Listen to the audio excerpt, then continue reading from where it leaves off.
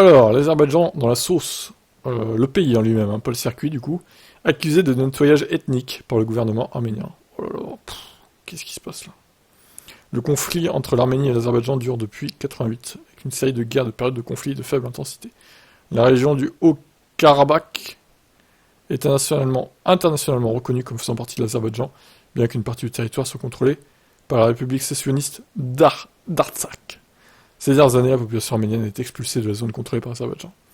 Dans une déclaration ferme publiée jeudi, les responsables arméniens ont déclaré: le ministère de l'Éducation, des Sciences, de la Culture et des Sports de la République d'Arménie appelle les organisateurs du tournoi européen, Grand Prix de Formule 1 2023, du tournoi européen, mondial plutôt, et la communauté sportive internationale a protesté contre la politique du nettoyage ethnique menée par les autorités azerbaïdjanaises dans le Haut-Karabakh.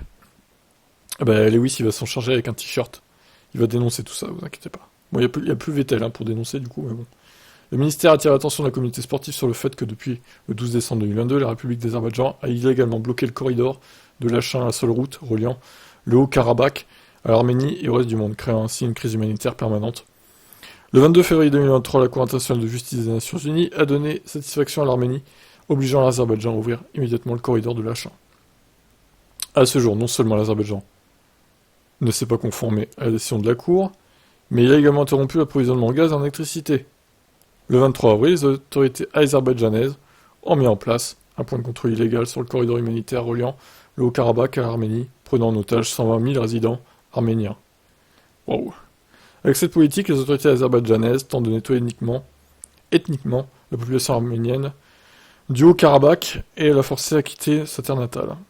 L'organisation du tournoi européen Grand Prix de Formule 1 2023 à Bakou vise à dissimuler la politique d'extermination des Arméniens.